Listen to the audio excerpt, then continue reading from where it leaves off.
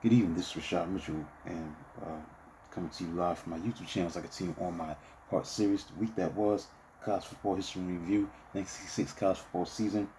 In this video, I'm going to just talk about the conference standings and the bowl games that were played during the 1966 season, and go over the stats, opponents' records, formula, our conference record stats, statistical leaders, and the All-American team who won the Heisman, and other award winners that took place in 1966. So let's get into it. Now the Ivy League, Harvard was at the top. There was a three-way tie between Harvard, Dartmouth, and Princeton at 6-1 in the Ivy League Conference. Atlantic Coast Conference went to Clemson 6-1. Southern Conference went to West Virginia. They were 3-0. There was a tie between Alabama and Georgia, 6-0. I guess Alabama got the advantage. Michigan State 7-0 in the Big Ten. A tie between Miami of Ohio and Western Michigan, 5-1. It was like Miami of Ohio won the conference with the Mid-American. Big 8 went to Nebraska. Missouri Valley went to North Texas State, 3-1. North Texas being 3-1. Southern Methodist 6-1, finished at top of the Southwest Conference. The Western Athletic Conference, Wyoming was 5-0. AAW, the Southern California, was 4-1. So let's get into it. The bowl games in 1966. Starting the Liberty Bowl on December 10th, Miami beat Virginia Tech 14-7 as Gobblers proved to be rambunctious underdogs, trying occasional quick kicks, Statue of Liberty runs, and no-huddle plays, with All-American defensive back Frank Loria making tackles all over the field. Virginia Tech defense stonewalled Miami, attacked with just 16 yards of offense in the first half. So halfback Tony Francisco plunged the first quarter touchdown, and defensive back Jimmy Richards blocked Hurricanes' punt at the 21-yard line. That was the extent of Virginia Tech offense, so which itself was limited to 111 yards during the entire game. So Miami offense followed suit of its fine defense and came to life in the second half, tallying on quarterback Bill Miller's 7-yard touchdown pass to halfback Joe Myra to tie it at 7-7 in the third quarter. Now fullback Doug McGee scored fourth-quarter game winner from the 1-yard line and 4 plays after Miller rifled a 36-yard pass to end Jim Cox. Blue Bonnet Bowl, December 17th. Texas shut out Mississippi by a score of 19-0. Now, rushed for 100 yards in the sixth straight game, Texas sophomore tailback Chris Gilbert set the Blue Bonnet record with 156 yards on 26 carries. Gilbert scored in the second quarter on a 1-yard dive. Meanwhile, Longhorn sophomore quarterback Bill Bradley, back from injured knee, racked up 154 yards total offense and scored on runs of 25 and 4 yards. Ole Miss was blanked for first time in 17 games, while Steelers defense was led by linebacker Fred Edwards, missing defensive tackle Dan Sarton and broken foot. Favored the Rebels relinquished 283 yards rushing, despite entering game with nation's third best run defense at 74.1 yards per average. Now, Ole Miss deepest penetration came in the third quarter when sub-tailback Don Street was stopped on the fourth down at 8-yard line. Texas defensive back Les Derrick picked off his third interception in the end zone to kill Rebels' last threat with 6 seconds left. Next game in the Sun Bowl, December 24th, was Wyoming beating Florida State 28-20. It was Cowboys and Indians swapping blocks and tackles in West Texas as Wyoming came from behind to beat Florida State. Leading rusher halfback Jim Kitt gave Wyoming 7-0 lead in the first quarter after halfback Vic Washington covered 53 yards with punt return pass reception. Florida State came back in the second quarter on arm of quarterback Kim Hammond. After Washington's midfield punt fumble, Hammond hit wide receiver Ron Sellers with a 49-yard touchdown. But he followed that score 4 minutes later with a 58-yard touchdown to wide receiver T.K. Weatherer. Wyoming quarterback Rick Egloff connected with wide receiver Jerry Marion on two long touchdowns in the third quarter to take the lead for good. So Cowboys defense led by defensive lineman Jerry Durling caught up with Seminoles' attack, tossing it for a 21 yards in losses. Kick added 14-yard touchdown run and 4 quarters to build and survival 28-14 margin. Gator The Gator Bowl, December 31st. Tennessee beat Syracuse 18-12. Aerial attack of Tennessee dominated first half before powerful ground game of Syracuse turntables until his lost small. But feisty tailback Charles Brooks had early injuries, so they turned to quarterback Dewey Warren, who pitched 12 for 12, 12 for 20 for 189 yards in the first half, before adopting more conservative plan after halftime. Warren passes set up 2 field goals by Gary Wright, and Warren found tallied in Austin Denny off the fake field goal and wingback Richmond followers for second quarter touchdowns that provided 18-0 lead. Now, meanwhile, Orangemen failed to convert defensive back Tony Piaski's opening kickoff fumble recovery, but eventually launched halfback Floyd Little to the Gator Bowl rushing record 216 yards. Now, Syracuse fullback Larry Csonka, who had 81 yards rushing in the second half and 114 yards overall rushing, knocked the Volunteers aside like bowling pins for an 8-yard touchdown in the third quarter. That shaved the lead to 18-6. But the Orange failed on 4th and 3 at Tennessee 4-yard line on the first play of the fourth quarter. So when Little scored in last minute, it wasn't enough. The Cotton Bowl, December 31st. Georgia beat Southern Methodist 24-9. Now, fundamentally sound Georgia jumped to quick lead thanks in part to coin toss decision by Southern Methodist coach Hayden Fry, who as native of West Texas might have known all too well about fickle gusts of his own home state. Mustangs chose to kick to start the game, taking what I call pretty strong win. But by the time ball was teed up, Breeze was measured at 7 miles per hour. On the game's second play, the Bulldogs type tailback Kent Lawrence sprung through left guard for a 74-yard touchdown dash on a new play. The spies for Cotton Bowl by Coach Vince Dooley. So in amassing an impressive game total of 284 yards rushing, Georgia built a 17-3 lead by second quarter. SMU's spectacular wide receiver Jerry Levius was double and triple covered, but managed 3 catch for 62 yards receiving. So Levius' 2 third-down catches propelled Ponies to their only touchdown late in the second quarter. Halfback Mike Richardson scored it from 1-yard line. Next, in the Sugar Bowl on January 2nd, Alabama beat Nebraska by a score of 34-7. Now, quarterback Ken Stabler and Ray Perkins' aerial battery of number 3 Alabama made every effort to impress Nation, even though both major polls were closed somewhat arbitrarily. Stabler whistled 45 and 42-yard arrows to Perkins to set up 2 early touchdowns en route to a 24-0 halftime advantage. Stabler and Perkins also combined for 45-yard touchdown in fourth quarter. Nebraska went to air for a 22 for 38 for 213 yards, but could not tally until hopelessly behind at 27-0 in the fourth quarter. Huskers quarterback Bob Churchich passed 15 yards to fullback Dick Davis for touchdown. The desperate Nebraska uncharacteristically filling air with passes, it was inevitable that Alabama would steal 5 passes, including 3 by defensive back Bobby Johns.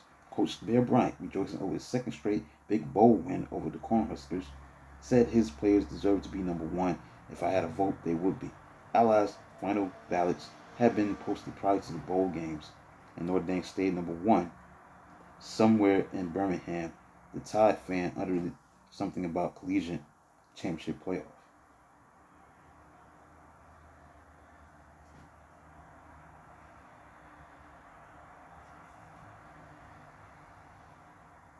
Rose Bowl, January 2nd. Purdue beat Southern California 14-13, making its first Rose Bowl appearance for the first time ever.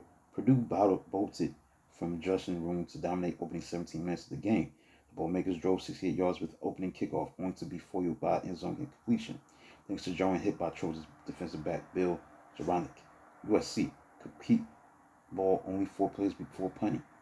Purdue then went 57 yards on 16 methodical plays as fullback Perry Williams plowed over from 1-yard line early in the second quarter. Now inspired Trojans fought back.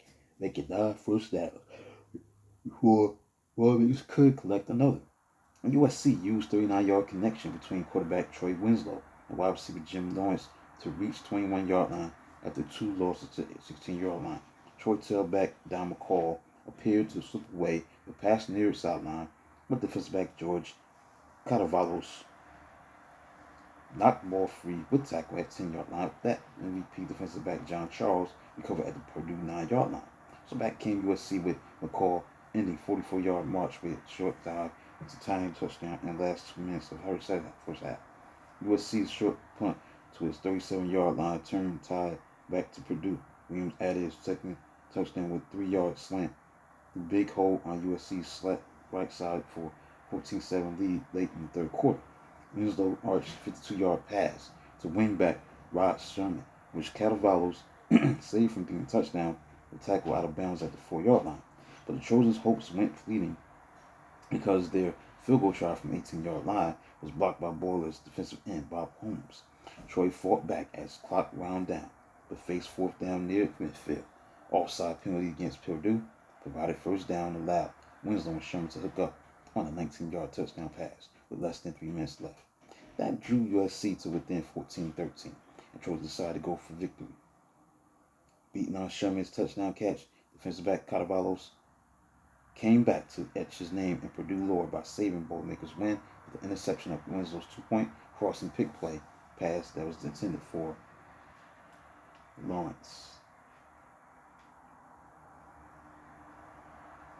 So Orange Bowl, this is the final game to talk about with the Orange Bowl, January 2nd.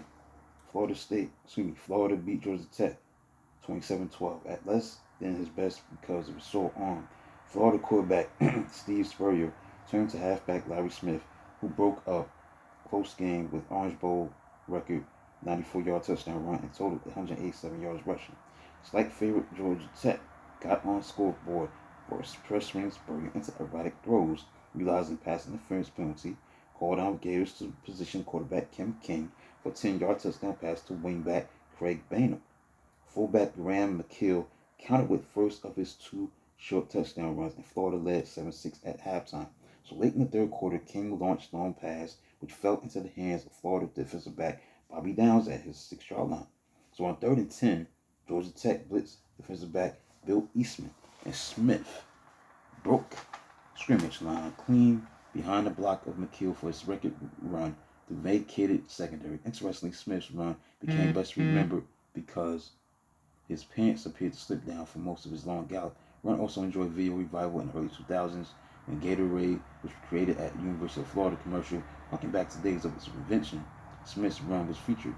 Florida now led 14-6. McKill's touchdown made it 21-6 before Yale Jackson sent relief quarterback Larry Good scampering 25 yards to fourth quarter touchdown. Interception of Good led to window dressing score to last in the last 11 seconds. Quarterback Harmon Wages, future Atlanta TV sportscaster, threw for 5-yard touchdown pass. So it turned out to be the last game for veteran Georgia Tech coach Bobby Dodd, who later retired. The clues look at the bowl games for 1966. Let's get into the top performance formula for 1966 was Notre Dame. Number one for top opponents records was Southern California. The out of conference records for 1966. The best record was the Southeastern Conference with a 29-14-2 record, and 4-1 in the bowl game with a percentage of 667, 6-6-6-7. 3 6s and a 7. 4-1 in the bowl. Statistical leaders for 1966. Rushing yards, Ray McDonald led the nation in rushing yards, 1,329 from Idaho. Ray McDonald. Passing yards, Mike Reed, Arizona, was number 1. And passing yards, 2,368 yards passing. And the receiving yards, Wichita State, Glenn Meltzer was the best with 91 catches and 1,115 yards. Now let's look at the 1966 consistent All-American team. On offense, at the ends was Jack Clancy, Michigan; Ray Perkins, Alabama; the tackles, Cecil Dowdy, Alabama; Ron Yerry, Southern California; the guards, Tom Regner, Notre Dame; Laverne Allers, Nebraska; center, Jim Breland, Georgia Tech; the backfield, Steve Spurrier, Nick Eddy, Notre Dame; Mel Farr, UCLA; Clinton Jones, Michigan State. The defense for the All-American team was the ends, Alan Page, Notre Dame; Charles Bubba Smith, Michigan State; the tackles, Lloyd Phillips, Arkansas; Tom Greenlee, Washington; The guards, Wayne Malin, Nebraska, John LeGrone, Southern Methodist. The linebackers, Paul Namath, Tennessee, Jim Lynch, Notre Dame. And the defensive backfield, George Webster of Michigan State, Tom Byer of Miami, Nick Shaw of Southern California. The Heisman Trophy vote in 1966, the top vote getter was Steve Spurrier, senior quarterback of Florida, with 1,679 votes.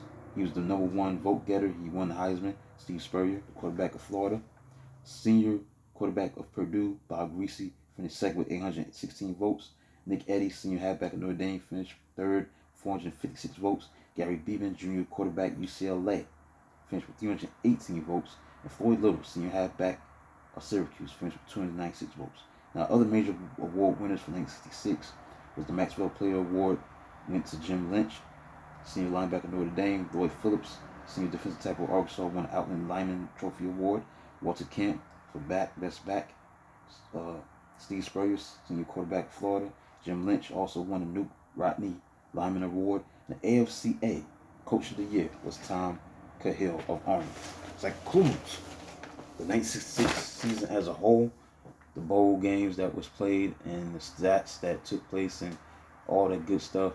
Who won the Heisman, the All-American team, all the stats, who led the nation in rushing, defense,